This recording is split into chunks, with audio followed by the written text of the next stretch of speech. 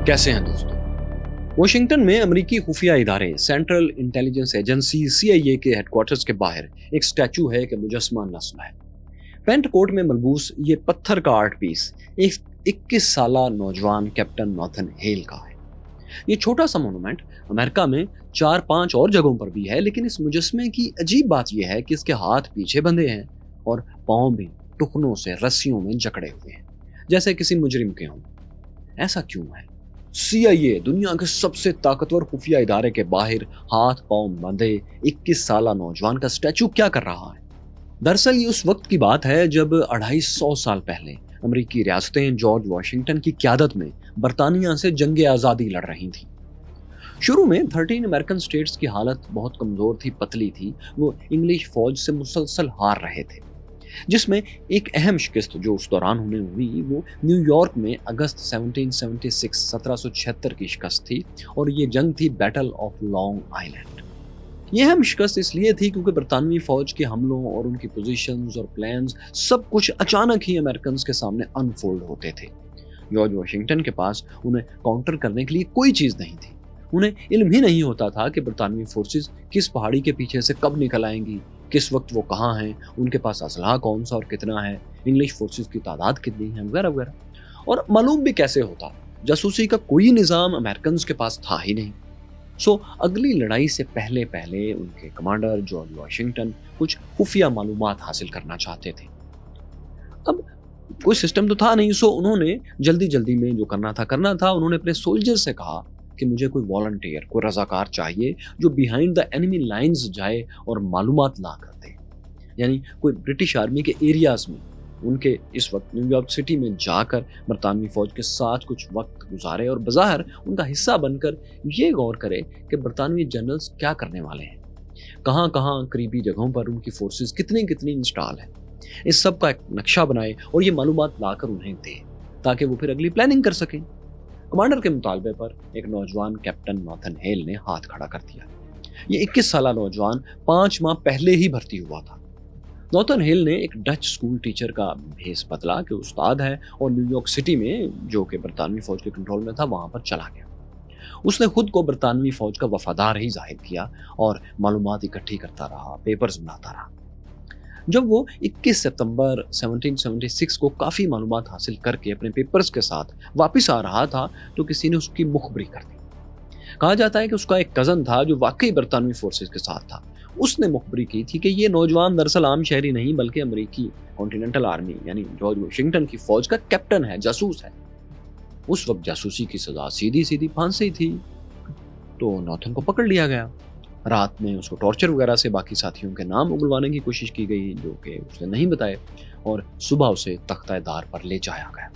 22 सितंबर को उसके हाथ पीछे बांधकर और टुकनों से उसके पांव बांधकर उसे फांसी पर लटका दिया गया। बाद में उसकी निगरानी पर जो मामूर ब्रिटिश कैप्टन था उसने लिखा, उसने कहा कि नाथन के आखिरी अल्फाज ये थे कि अफसोस इस बात का नहीं कि मैं अब मर जाऊंगा, गम तो ये है कि मेरे पास अपने वतन पर निछावर करने के लिए फकत एक ही जिंदगी थी। ये अल्फाज मैटर ऑफ डिबेट भी हैं, लेकिन यही वाकया है दोस्तों जहां से अमेरिकी जासूसी की तारीख शुरू होती है। नॉथन को हाथ पांव बांधकर फांसी पर लटकाया गया था, और यही स्टैचू, मुजस्समा, अमेरिका में आपको कई जगहों पर दिखाई देगा, खास तौर पर न्यूयॉर्क सिटी हॉल के सामने, येल्स यूनिवर्सिटी में और CIA हेडक्वार्टर्स के बाहर भी। अब दोस्तों इस वाक़े से तो शायद आपको लगे कि अमेरिकन इंटेलिजेंस की तारीख 250 साल पुरानी है। यानी इस वाक़े के वक्त से, जब ये नॉथन हेल को भेजा गया स्पाइंग के लिए, तब से अमेरिका अपनी इंटेलिजेंस और स्पाइंग को मुसलसल तरक्की देता चला आ रहा है। लेकिन ऐसा नहीं है। अमेरिका की इंटेलिजेंस हमें आज बहुत तरक्की याफ्ता दिखाई देती है, लेकिन यकीन करें अमेरिका इस मैदान में इसके बाद भी बहुत नया है। हालांकि दुनिया की दूसरी ताकतें इस मैदान में सदियों पहले से ताक हो चुकी थी और इसकी अहमियत समझ चुकी थी अमेरिकन आज़ादी से भी पहले। मसलन आज से 2500 साल पहले अजीम चीनी जनरल सान त्सू अपनी किताब द आर्ट ऑफ वॉर में जासूसी की पूरी तालीम दे चुके थे। उन्होंने लिखा था कि जंग एक नुक्ते के गिर्द घूमती है कि दुश्मन को धोखा कैसे देना है। All warfare is based on deception. फिर उन्होंने वाजे किया था, उन्होंने लिखा कि जंग में जासूस, स्पाइज सबसे अहम होते हैं, क्योंकि इन्हीं की मालूमात पर लाखों की फौज ने एक एक टर्न लेना होता है और इन्हीं की इतलात पर भरोसा करके मिलिट्री लीडर्स बड़े बड़े फैसले करते हैं, जिन्हें जनरल सांजू ने सदियों पहले बता दिया था और अपने चाइनीज शागिर्दों को सिखा दिया था कि जासूसी का अल्टीमेट गोल ये नहीं होता कि दुश्मन के राज चोरी करके ले आने हैं, बल्कि ये होता है कि उसे धोखा देना है। सांजू सिखाता था कि दुश्मन को गलत मालूमात फैलाकर धोखा दो, या इतनी किस्म की मालूमात फैला दो कि दुश्मन के जासूस अगर वहां हैं तो उन्हें भी पता ना चले कि असल मालूमात कौन सी है। गलत मालूमात लेकर वो अपने कैंपों में वापस जाए। दोस्तों, चाइनीज कमांडर सांजू की ये मशहूर ज़माना छोटी सी किताब आज भी जिंदा है और कहते हैं कि वॉरफेयर में इससे मुकम्मल किताब आज तक नहीं लिखी गई। वॉरफेयर में टेक्नोलॉजी ने तो तरक्की की है, लेकिन टेक्निक्स में आज भी इंसान सांजू की इस छोटी सी किताब से एक कदम आगे नहीं बढ़ सका। तो बाहर कैफ अमेरिका से सदियों पहले चाइनीज आर्ट ऑफ स्पाइंग सीख चुके थे, इस्तेमाल कर रहे थे। इन्हीं की तरह पहले रशियन शहनशाह इवान द टेरिबल, फर्स्ट ज़ारे रूस, पहला ज़ारे रूस, उसके बारे में भी मालूम है कि उन्होंने चंगेज खान की औलादों को वेस्टर्न रशिया में कायम मंगोल अंपायर जो थी खानात ऑफ काजान, उसको शिकस्त दी थी। इस खानात को बाकी मंगोलों की भी काफ़ी मदद हासिल थी, लेकिन इवान द टेरिबल ने पत्थर दिल बेरहमी से और क्रिस्टल क्लियर इंटेलिजेंस से उसकी सल्तनत को, मंगोलों की सल्तनत को हमेशा के लिए ख़त्म कर दिया था। जासूसी की अहमियत को समझते हुए उन्होंने पूरा नेटवर्क ऑपरेशन नेनिया के नाम से कायम किया था। इस फोर्स की जो सोल्जर्स होते थे वो और उनकी ट्रेनिंग सबसे शानदार होती थी, लेकिन ये जालिम और बेरहम भी बहुत होते थे। इन्हीं की मदद से इवान द टेरिबल ने इतने बड़े रूस को फिर यकजा किया, इकट्ठा किया और अपना इक़्तिदार ताकत के बल पर लंबा खींचा और दुश्मनों को शिकस्त दी। कहा जाता है कि यही लेगेसी आज तक रूस में चली आ रही है, शायद जुल्म की भी। मतलब रूसी जासूसी सिस्टम 500 साल पुराना है। फिर इसी तरह फ्रांस में कार्डिनल रेचनेव्यू ने जॉर्ज वॉशिंगटन से 125 साल पहले पहला ब्लैक चैम्बर कायम किया था। इस ब्लैक चैम्बर का काम दुश्मन के खुफिया पैगामात पकड़ना, उन्हें खोलना, डीकोड करना और कॉपी करना था। बरतानिया के जदीद इंटेलिजेंस सिस्टम की तारीख भी जॉर्ज वॉशिंगटन जब जंग लड़ रहे थे उससे भी 2 सदियों पहले क्वीन एलिजाबेथ वन के दौर तक जाती है। बल्कि उस वक्त तो यूनिवर्सिटी तलबा को, जो भी वहाँ तालीमी इदारे थे, वहाँ इंटेलिजेंस की बाकायदा तालीम दी जाती थी, उनको भर्ती किया जाता था। तो दोस्तों, स्पाइंग की ये बहुत मुख्तसर तारीख बताने का मकसद ये है कि अमेरिका जब आज़ादी की जंग लड़कर अलग मुल्क की बुनियाद रख रहा था तो उस वक्त तक दुनिया की कदीम तहजीबें जासूसी की अहमियत से आगाह भी थी और स्पाइंग नेटवर्क बना भी चुकी थी, यानी एग्जाम्पल मौजूद थी। लेकिन अमेरिका ने इस इंसानी तजर्बे से सीख कर इंटेलिजेंस सिस्टम डेवलप करने के बजाय कैप्टन नाथन हेल की कुर्बानी को रायगां जाने दिया। वो यूं कि जब 1783 में मुआहदा पेरिस के तहत अमेरिका को मुकम्मल आज़ादी मिल गई तो स्पाइंग भी जहां थी वहीं बंद कर दी गई, रुक गई। इस सलाहियत को आगे नहीं बढ़ाया गया, इसको तरक्की नहीं दी गई। यहां तक कि 75 साल से 75 ईयर से कुछ ऊपर वक्त हो गया, अमेरिका पर एक नई आफत टूट पड़ी, खाना जंगी शुरू हो गई। अमेरिका की जनूबी रियासतें, साउथ स्टेट्स, मेनलैंड अमेरिका से अलग हो गई और उन्होंने अपना अलग मुल्क कन्फेडरेशन स्टेट्स ऑफ अमेरिका बना लिया, नया परचम बना लिया और सब कुछ। ये कहानी आप यहाँ देख चुके हैं। अप्रैल 1861 में ये सिविल वॉर शुरू हुई तो दोनों अफ्रीकों में, यानी साउथ स्टेट्स और मेनलैंड अमेरिका, दोनों के पास कोई अच्छा इंटेलिजेंस सिस्टम नहीं था। दोनों जानिब के जनरल्स पार्ट टाइम जासूसों और अखबारात की सुर्खियों और जंगी कैदियों की मार कुटाई और भाग कर आने वालों से तफ्तीश करके इंटेलिजेंस इकट्ठी करते थे। इसके अलावा दुश्मन फौजियों की लाशों से मिलने वाले कागजात और दुश्मन की सफ़ों में अपने स्कोर्स भेजने से थोड़ी बहुत खुफिया मालूमात भी मिल जाया करती थी। इसी सब में 1865 आया और सिविल वॉर ख़त्म हो गई। इब्राहिम लिंकन का मेनलैंड अमेरिका जीत गया। लेकिन अब देखें कि इंटेलिजेंस के एक और तजुर्बे के साथ क्या हो। दिलचस्प बात यह है कि अमेरिका ने आज़ादी के 90 साल बाद, 90 ईयर्स बाद, ये तो सीख लिया कि इंटेलिजेंस का एक मुस्तकिल महकमा होना चाहिए। लेकिन जानते हैं कि इस महकमे की ड्यूटी क्या लगाई गई इसको कायम करने के बाद? जाली नोटों को पकड़ना, फेक करेंसी को देखना, उसको रोकना। जी हाँ दोस्तों, अमेरिकन प्रेसिडेंट इब्राहिम लिंकन के कत्ल के फौरी बाद अमेरिका में यही पहला खुफिया इदारा कायम किया गया 1865 में, और इसका काम था नकली नोट पकड़ना। इस इंटेलिजेंस इदारे का नाम the United states secret service रखा गया। वजह इसके पीछे ये थी कि इसके काम के पीछे कि इन्होंने जाली नोट पकड़ने हैं, इसकी वजह ये थी कि 4 साल तक अमेरिका तकसीम रहा था और साउथ में एक पूरा अलग मुल्क कायम हो गया था जिसकी अपनी करेंसी थी। फिर जंग की वजह से सरमाए की भी शदीद कमी हो गई थी, तो जाली नोटों की भरमार हो गई थी मुल्क में।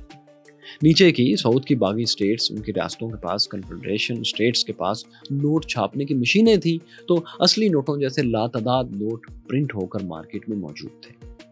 अमेरिकी इकोनॉमी का फोकस निकल गया था। अमेरिकी इकोनॉमी को बचाने के लिए ये सीक्रेट सर्विस कायम की गई थी।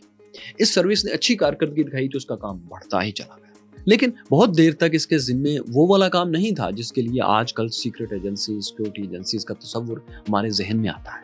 यह तस्वुर अमेरिकी स्टेट क्राफ्ट में 2 बड़े हादसात के बाद आया, बल्कि 3। हुआ यह कि प्रेसिडेंट इब्राहिम लिंकन के कत्ल के सिर्फ 16 साल बाद एक और अमेरिकन सदर प्रेसिडेंट जेम्स गारफील्ड को रेलवे स्टेशन पर 2 गोलियां मार दी गई। वो जान से चले गए। फिर इसके सिर्फ 20 साल बाद 1901 में एक और अमेरिकी सदर प्रेसिडेंट विलियम मैककिनले को भी एक बिजनेस एक्सपो से वापसी पर कातिल ने रुमाल में छुपाए रिवॉल्वर से कत्ल कर दिया, हलाक कर दिया। यानी इब्राहिम लिंकन से उस वक्त तक सिर्फ 36 ईयर्स में 3 अमेरिकन प्रेसिडेंट्स कत्ल हो चुके थे। इस जगह पहुंचकर अमेरिका में थोड़ी हलचल होती है और वही सीक्रेट सर्विस जिसे जाली नोटों को पकड़ने के लिए बनाया गया था, उसे अमेरिकी सदर की सिक्योरिटी की जिम्मेदारी भी दे दी जाती है। वैसे आपको बताएं दोस्तों कि आजकल भी यही इदारा अमेरिकन प्रेसिडेंट्स की हिफाजत करता है। अगर आपको वीडियोस वगैरह में, न्यूज में ये देखकर लगता है कि अमेरिकन सदर और उनकी फैमिलीज अमेरिका में आजादाना घूम रही होती हैं, तो ये आपकी बहुत बड़ी सादा दिली है और ये तेरी सादा दिली मार ना डाले हमको। शायद आपके इल्म में हो दोस्तों कि सीक्रेट सर्विस के जिम्मे अमेरिकन प्रेसिडेंट्स ही नहीं, वाइस प्रेसिडेंट्स और उनकी फैमिलीज की भी मुकम्मल सिक्योरिटी होती है। अभी एक बहुत बड़ा इदारा बन चुका है जिसके जिम्मे अमेरिका में और भी बहुत से काम हैं, जिनकी लेगेसी पुरानी चली आ रही है, जैसे कि अमेरिका में फाइनेंशियल क्राइम्स को रोकना, अमेरिकन फाइनेंशियल इंफ्रास्ट्रक्चर की हिफाजत करना, जैसा कि ऑनलाइन नेटवर्क्स और बैंकिंग सिस्टम वगैरह। फिर यही एजेंसी सीक्रेट सर्विस जो है, ये साइबर क्राइम्स की इन्वेस्टिगेशन भी करती है। लेकिन आज भी इनकी सबसे बड़ी और अहम जिम्मेदारी प्रेसिडेंट और वाइस प्रेसिडेंट के अलावा उनकी फैमिलीज की सिक्योरिटी है। इसके साथ ही 1908 में अमेरिका के लॉ एंड ऑर्डर के लिए अंदर कानून की अमलदारी के लिए एक नया इंटेलिजेंस इदारा federal bureau of investigation FBI कायम किया गया। फेडरल का लफ्ज अगरचे बाद में लगा। तो खैर दोस्तों, ये दोनों अमेरिका की पहली बड़ी सिक्योरिटीज एजेंसीज थी जिनके जिम्मे अमेरिका में किसी किस्म की सिक्योरिटी रिलेटेड जॉब्स थी। ये एजेंसीज और खुसूसन सीक्रेट सर्विस इस हद तक तो कामयाब रही कि इसके क़याम के बाद 62 साल तक, 62 ईयर्स तक, प्रेसिडेंट जॉन एफ कैनेडी तक कोई दूसरा अमेरिकी सदर कत्ल नहीं हुआ। लेकिन इस दौरान अमेरिका को 2 बड़ी जंगें तो लड़ना पड़ी, फर्स्ट वर्ल्ड वॉर और सेकेंड वर्ल्ड वॉर। इन दोनों जंगों में अमेरिकन पॉलिसी मेकर्स और प्रेसिडेंट्स ने मुशाहिदा किया कि उन्हें अमेरिका के बाहर की दुनिया की कुछ खबर ही नहीं होती। अमेरिका के पास ऐसा कोई इदारा ही नहीं जो दुनिया की वो खबरें जो एक प्रेसिडेंट को या एक मिलिट्री हेड को चाहिए होती हैं, वो उन्हें फराहम कर सके। सेकेंड वर्ल्ड वॉर चूंकि ज़्यादा मॉडर्न थी, तो इसमें American president Franklin D Roosevelt ने इसके लिए एक आर्जी इदारा office of strategic services OSS कायम किया। फर्स्ट वर्ल्ड वॉर में बहादुरी के जोहर दिखाने वाले बड़े दलेर मिलिट्री माइंड विलियम डोनोवन को इसका हेड बना दिया गया। उन दिनों वो वॉल स्ट्रीट में एक वकील थे। डोनोवन के जिम्मे ये काम था कि वो अमेरिकी सदर को रोजाना अपडेट करेंगे कि अमेरिका के दोस्त और दुश्मन क्या कर रहे हैं, कौन क्या प्लानिंग कर रहा है, दोस्त क्या छुपा रहे हैं और दुश्मन क्या नया तैयार कर रहे हैं। इसके साथ जो जासूस ये सारी मालूमात जमा करेंगे, उनकी हिफाजत करना भी इन्हीं के जिम्मे था। विलियम डोनोवन खुद भी इस मिशन के हामी थे और चाहते थे कि अमेरिका दुनिया का लीडर बने, और लीडर के लिए जरूरी है कि वर्ल्ड लीडर के लिए कि उसके पास सबकी जासूसी हो। अब दोस्तों, ये तो ख्वाब थे, मगर हकीकत में क्या हो? रियलिटी में दोस्तों ये इदारा OSS एक तबाही साबित हुआ। इसके एक विंग के सिवा बाकी सब डिपार्टमेंट्स चचा छक्कन ने तस्वीर टांकी की मिसाल साबित हुई। आप जानते हैं चचा छक्कन ने कमरे की दीवार पर एक तस्वीर लटकाना थी और इसके लिए उन्हें महज एक कील और एक हथौड़ी चाहिए थी। लेकिन इस सादा से काम को करने में उन्होंने सारी दीवार का प्लस्तर उखेड़ दिया, अपना अंगूठा सुझा लिया, हथौड़े की दस्ती गिरा दी जो एक बच्चे के सर को जख्मी कर गई, और कील ठोंकते हुए तस्वीर का शीशा तक उन्होंने तोड़ दिया। इस कदर महारत दिखाने के बाद भी तस्वीर टेढ़ी लगी थी और इसे देखकर चचा छक्कन फखरिया कह रहे थे कि बस इतना सा काम था, लोग इसके लिए मिस्त्री बुलाते। तो कुछ ऐसा ही विलियम डोनोवन ने किया। انہوں نے ایسے ایسے منصوبے بنائے کہ بعد کی ریسرچ نے امریکی اخبارات کے لیے مشکل پیدا کر دی کہ وہ ہنسیں یا روئیں۔ ولیم ڈونوون نے جاپان میں چمگادڑوں کے ذریعے بم برسانے کا منصوبہ بنایا کہ غاروں سے چمگادڑوں کو پکڑ کر وہ لائیں گے، ان کے جسموں پر بم باندھ کر ٹوکیو کی فضا میں چھوڑ دیں گے اور وہ ان پر بم پھینکیں گے۔ ان کے کام پر شکوک ظاہر ہوئے تو امریکی صدر نے کرنل پارک سے کہا کہ ذرا انویسٹیگیشن تو کریں، یہ کر کیا رہے ہیں۔ تحقیقاتی رپورٹ میں بتایا گیا کہ او ایس ایس نے، اس ادارے نے سیکنڈ ورلڈ وار جیتنے میں کوئی کردار ادا نہیں کیا، بلکہ ان کی غلط معلومات سے بہت سے نقصانات ہوئے، جیسے کہ ایلبا آئی لینڈ میں 1100 فرانسیسی اتحادی فوجی انہی کی غلط معلومات سے مارے گئے۔ جرمنی میں جاسوسی کے لیے انہوں نے فوجیوں کو اتارا، لیکن ان کی حفاظت کی کوئی پلاننگ ہی نہیں کی گئی، جس کی وجہ سے ایک کے سوا تمام سولجرز مارے گئے۔ تحقیق کرنے والے کرنل پارک نے بتایا کہ ڈائریکٹر ڈونوون دور دراز ملکوں میں چھوٹی چھوٹی تنہا پوسٹس پر امریکن ایجنٹس کو بھیجتے تھے اور پھر بھول جاتے تھے کہ وہاں کسی کو بھیجا بھی ہے اور اس کا اتا پتا بھی لینا ہے، جیسا کہ لائبیریا میں انہوں نے کیا، ایک مشہور مثال تھی۔ چین میں انہوں نے جو جاسوسی مشن بھیجا وہ غلطی سے چائنیز لیڈر چیانگ کائی شک کے مطلب کا کام ہی مسلسل کرتا رہا۔ جاپان کے کوڈز چوری کرنے کی کوشش کی تو جاپانیوں کو بروقت پتہ چل گیا، سو الٹا فائدہ ہونے کے جاپانی غلط کوڈز سے امریکن کو مسلسل بیوقوف بنانا شروع ہو گئے۔ جاپان نے اپنے سائفر کوڈز تک بدل دیے، یعنی پہلے والا فائدہ بھی ان کے آپریشن کے بعد جاتا رہا۔ تحقیقات میں یہ بھی سامنے آیا کہ جرمنی اور روس نے اس ادارے او ایس ایس میں اپنے اتنے ایجنٹس شامل کر دیے تھے کہ اصل اور نقل کا فرق مشکل ہو گیا تھا۔ جب یہ تحقیقات ہو رہی تھیں تو امریکن اخبارات میں بھی ہیڈ لائنز لگنے لگی۔ امریکہ کو روز نئی شرمندگی کا سامنا کرنا پڑتا تھا، سو پریزیڈنٹ نے مزید تحقیقات رکوا دی۔ لیکن 20 اپریل 1945 کو سیکنڈ ورلڈ وار ختم ہونے سے ایک ماہ پہلے پریزیڈنٹ روزویلٹ اچانک انتقال کر گئے۔ انہیں ہارٹ اٹیک ہوا تھا جس سے وہ چل بسے تھے، لیکن اب ان کے نائب ہنری ٹرومین، جنہوں نے آفس سنبھالنا تھا، انہیں تو کچھ اتا پتا ہی نہیں تھا کہ جنگ کے آخری دنوں میں انجانی صدر کے پاس کیا معلومات تھیں اور پریزیڈنٹ روزویلٹ کیا پلانز بنا رہے تھے، ان کے پلانز کیا تھے، کن آپریشنز پر وہ کام کروا رہے تھے۔ مشہور ہے کہ نئے صدر ٹرومین نے اپنی معلومات اپ ڈیٹ کرنے کے لیے حکم دیا کہ پچھلے کچھ دن کے اخبارات جمع کر کے لائیں تاکہ میں دیکھوں، صدر کے بیانات سے اندازہ لگاؤں کہ صدر کیا کرنا چاہتے تھے۔ لیکن ساتھ ہی دوستو، ٹرومین نے، نئے صدر نے، اس مسئلے کے مستقل حل کے لیے ایک ایسی ملٹری ایجنسی کے لیے کام شروع کرنے کا حکم دیا جو دنیا بھر کی خبریں امن اور جنگ دونوں زمانوں میں پریزیڈنٹس کو دیا کریں۔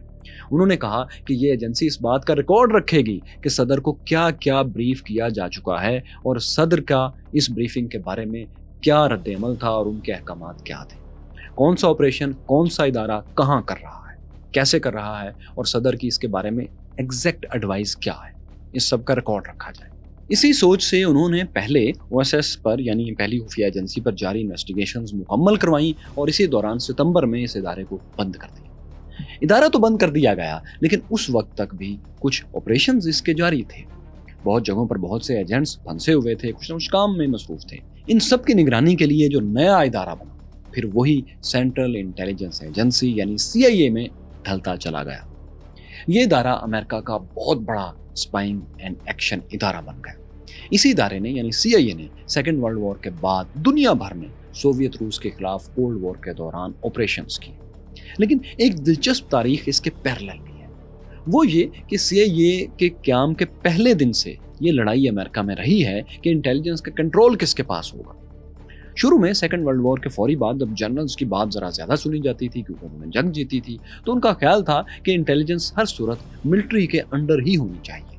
اگر پریزیڈنٹس کے انڈر یہ چلی گئی سیاسی حکومت کے، تو وہ پھر جاسوسی نظام کو سیاست کے لیے بھی استعمال کریں گے، جس سے امریکن ڈیموکریسی کو نقصان ہوگا۔ لیکن یہ بات امریکن سسٹم نے، پریزیڈنٹس نے نہیں مانی اور CIA کو ایک سویلین انٹیلیجنس ادارے کے طور پر چلایا گیا۔ اسی لیے CIA ڈپارٹمنٹ آف ڈیفنس کو نہیں بلکہ پریزیڈنٹ اور ان کے نمائندے کو رپورٹ کرتا ہے۔ ہاں، اس کے کچھ دیر بعد دوستو 61 میں مگر ڈیفنس انٹیلیجنس ایجنسی یعنی ایک جاسوسی کا نیا ادارہ قائم کیا گیا جس کا کام جوائنٹ چیف آف سٹاف کو ایکوریٹ اور پریسائز معلومات بر وقت دینا ہوتی تھی۔ یہ خالصتاً ملٹری انٹیلیجنس تھی اور پینٹاگون کے کنٹرول میں تھی۔ سویلین کنٹرول ڈائریکٹ اس پر نہیں تھا، انڈائریکٹ تھا۔ اب یوں ہوا کہ FBI، secret service, defence intelligence اور CIA یہ چاروں طاقتور ایجنسیز ایک ہی طرح کا کام کر رہی تھیں۔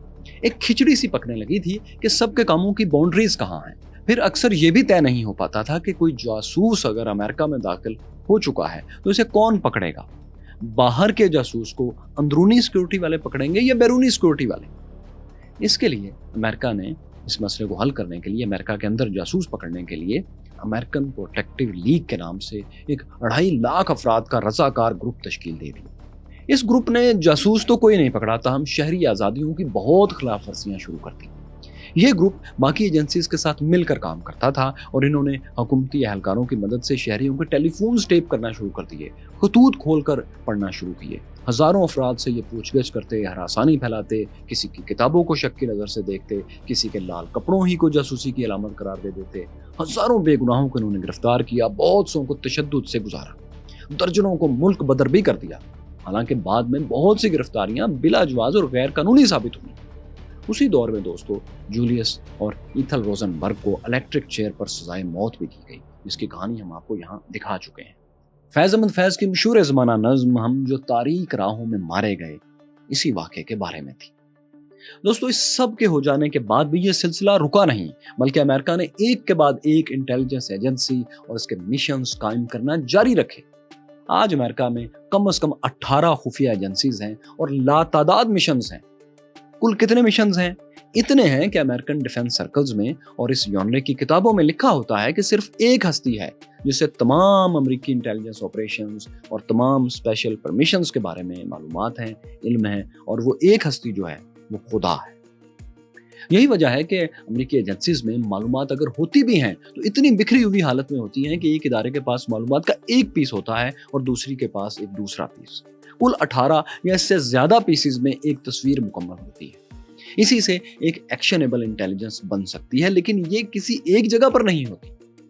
अमेरिका में यह एहसास बहुत अरसे तक करवटें लेता रहा कि कोई ऐसा इदारा होना चाहिए जिसमें पजल के तमाम पीसेस इकट्ठे किए जा सके। मतलब इदारे पर इदारा, इदारे पर इदारा, एक और इदारा। लेकिन सुपर पावर को वर्ल्ड ऑर्डर बरकरार रखना है तो ये सब तो करना पड़ेगा। 2004 में एक और इंटेलिजेंस इदारा DNI, director of national intelligence, कायम किया गया। ये इंटेलिजेंस कम्युनिटी को हेड करने वाला इदारा सिविलियन हुकूमत को और अमेरिकी प्रेसिडेंट को रिपोर्ट करता है। इसे एक सीनियर गवर्नमेंट ऑफिशियल या कोई वकील हेड करता है। जिन इदारों को ये इदारा ओवरसी करता है इनमें CIA सबसे अहम है, जिसकी कहानी आप सुन चुके हैं कि ये कैसे कायम हुआ। CIA काफी हद तक खुद मुख्तार है। CIA के बाद दूसरा बड़ा इदारा जो इसको रिपोर्ट करता है वो अमेरिका की अहम तरीन agency NSA, national security agency है। इसका काम दोस्तों ईमेल्स और टेलीफोन कॉल्स को इंटरसेप्ट करना और रिकॉर्ड करके सुनना है। खुफिया पैगामात के लिए कोड्स बनाना और तोड़ना भी इसी की जिम्मेदारियों में शामिल है। अमेरिका में सबसे ज्यादा mathematicians, scientist national security agency ही के पास हैं, इन्हीं के साथ काम करते हैं। इसके बाद FBI है, जिसका नाम हम में से हर कोई जानता है। हॉलीवुड की हर दूसरी फिल्म में FBI का एहलकार अपना बैज दिखाकर रोब झाड़ते हुए आपने देखा होगा। यह अमेरिका की अंदरूनी सिक्योरिटी की जिम्मेदार अहम तरीन एजेंसी है। हाँ, 9/11 के बाद एक और एजेंसी होमलैंड सिक्योरिटी भी कायम हुई थी, जिसके जिम्मे भी अमेरिका की अंदरूनी सिक्योरिटी ही है। इसके 2.5 लाख के करीब एम्प्लॉइज हैं और ये साइबर क्राइम से लेकर ट्रांसपोर्ट तक में जासूसी नेटवर्क रखती है। इसी तरह एक अलग से 5वीं intelligence agency national reconnaissance office है। ये बहुत मॉडर्न एजेंसी है जो स्पेस में सैटेलाइट्स के साथ लिंक्ड है। इसका काम स्पाई सैटेलाइट्स डिजाइन करना, बनाना और ऑपरेट करना है। अमेरिका की 6ठी अहम तरीन एजेंसी दोस्तों डिफेंस इंटेलिजेंस है। इसके जिम्मे बहुत दिलचस्प और मुश्किल काम है। इसने दोस्त और दुश्मन दोनों मुल्कों की जासूसी करके ये अंदाजा लगाना होता है कि कौन कितनी जंगी सलाहियत हासिल कर चुका है, किसके पास कितनी मिलिट्री कैपेबिलिटीज अपग्रेड हो चुकी हैं। 7वीं काबिल जिक्र एजेंसी दोस्तों अमेरिका की जो है वो सिर्फ और सिर्फ एनालिसिस करती है, तज्जिया करती है। ये national geospatial intelligence agency है। अब दोस्तों अमेरिकी सैटेलाइट्स, ड्रोन्स और दीगर सोर्सेज से जो अनगिनत तस्वीर और वीडियोस रोजाना जमा हो रही होती हैं ओपन सोर्स से भी, उन्हें किसी ने तो देखना होता है। इनका तज्जिया भी किसी ने करना होता है कि इन मालूमात में क्या छुपा हुआ है। तो ये सारा तज्जिया जो है, ये जो सारा एनालिसिस है, ये national geospatial intelligence agency ही करती है। इसका काम हाईली साइंटिफिक है, हाईली टेक्निकल है। ये कई इदारों के मेहनत के फल से आखिर में रस निकालती है। तो दोस्तों ये 6 बड़ी इंटेलिजेंस एजेंसीज हैं जो अमेरिका में काम करती हैं और डीएनए को रिपोर्ट करती हैं, जहां के एक तस्वीर की मुकम्मल उसके पीसेस जमा होते हैं। लेकिन दोस्तों अमेरिका की ये सिर्फ 6 ही खुफिया एजेंसीज नहीं हैं, बल्कि बात इससे कहीं आगे तक चलती है। अमेरिकी काबीना के दूसरे इदारों की भी अपनी अपनी खुसूसी इंटेलिजेंस एजेंसीज हैं, जैसे कि एनर्जी डिपार्टमेंट की खुफिया एजेंसी लेबॉर्ट्रीज की हिफाजत करती है, बैरून मुल्क एटमी हथियारों के फैलाव पर भी नजर रखती है। इसी तरह महकमा खारजा का, इनके फॉरेन अफेयर का भी ब्यूरो ऑफ इंटेलिजेंस अलग से है जो सेक्रेटरी ऑफ स्टेट के लिए मालूमात जमा करता है। फिर हर मिलिट्री सर्विस की अपनी स्पेशलाइज्ड इंटेलिजेंस सर्विस भी होती है। ये तमाम अलग अलग काम अलहदा महारतों का, एक्सपर्टीज का तकाजा करते हैं।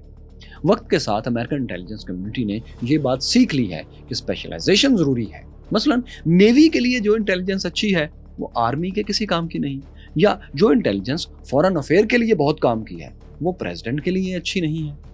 इंटेलिजेंस प्रेसिडेंट के लिए और किस्म की चाहिए, इसीलिए हर कस्टमर के लिए इंटेलिजेंस मुख्तलिफ किस्म की चाहिए होती है। एक इन्फेंट्री ऑफिसर को यह जानने की जरूरत है कि आगे रास्ता गुजरने के काबिल है भी या नहीं, जबकि कमांडिंग ऑफिसर जानना चाहता है कि मैदान जंग में दुश्मन किस जानिब कितनी देर से और क्यों हरकत कर रहा है।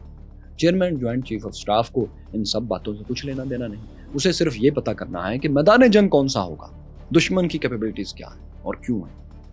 इस सब को खानों में डिवाइड करने और फिर एक तस्वीर बनाने में अमेरिकन इंटेलिजेंस कम्युनिटी को अब काफी महारत हो चुकी है। अब भले अमेरिका देर से इंटेलिजेंस के मैदान में आया है, लेकिन इसने अपनी टेक्नोलॉजी, अपनी एक्सपर्टीज से अपना एरिया ऑफ इन्फ्लुएंस, अपने ऑपरेशन का दायरा आकार बहुत ज्यादा बढ़ा लिया है। इसका बजट सबसे ज्यादा 2023 का military budget, American budget $778 billion का है, $778 अरब का डिफेंस बजट।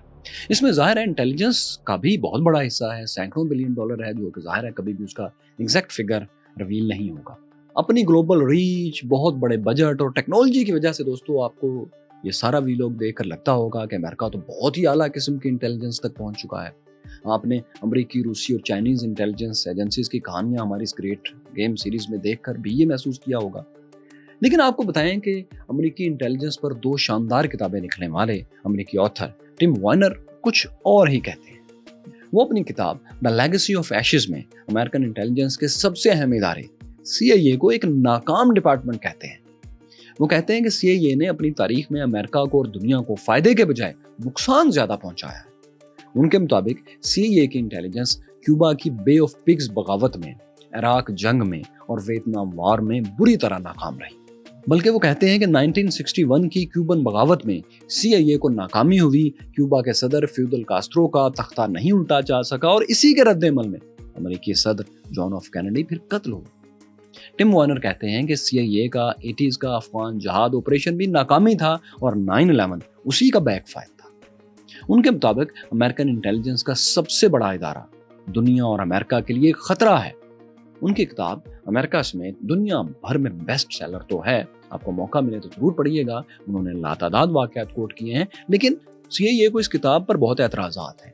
उन्होंने इसके जवाब में बहुत कुछ लिखवाया है और इस पर अपना रद्द-ए-अमल भी दिया है, लेकिन टिम वार्नर का मौक़िफ़ वही है जो उनकी किताब में था।